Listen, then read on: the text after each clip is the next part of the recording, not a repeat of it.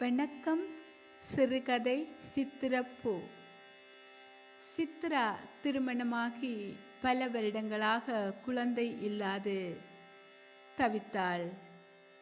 நைனி அம்மாளிடம் வேண்டுதலில் அம்மாள் போன்று ஒரு அழகான பெண் குழந்தையை பெற்றெடுத்தாள்.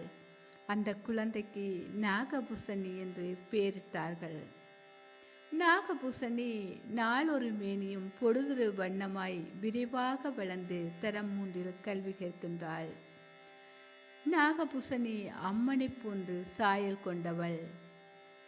பார்ப்போர் எல்லாம் அம்மனின் திருவுருவம் என்று அவளை மலரை கேட்காதவர்கள் யாருமே கிடையாது. கண் பார்த்தால் கை செய்யும் பக்குவத்தை கொண்ட நாகபூசணி படிப்பு, விளையாட்டு என எல்லா துறையிலும் ஆர்வத்துடன் ஈடுபட்டாள். அவளுடைய முயற்சி தோற்று போகாமல் வகுப்பில் முதலாம் பிள்ளையாக வந்து கொண்டிருந்தாள். அவளுடைய முயற்சிக்கு பெற்றோரும் ஆசிரியரும் பல களங்களை அமைத்து கொடுத்தார்கள்.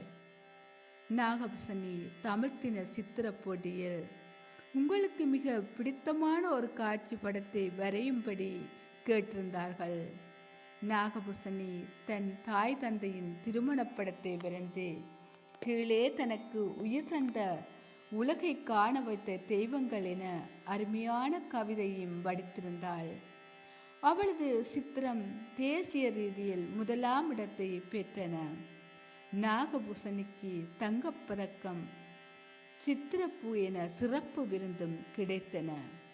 நாகபூசணி வரைந்த தாயின் உருவப்படத்தை தாயும் மகளும் தினமும் பார்த்து ரசிக்க தவறுவதில்லை. நன்றி.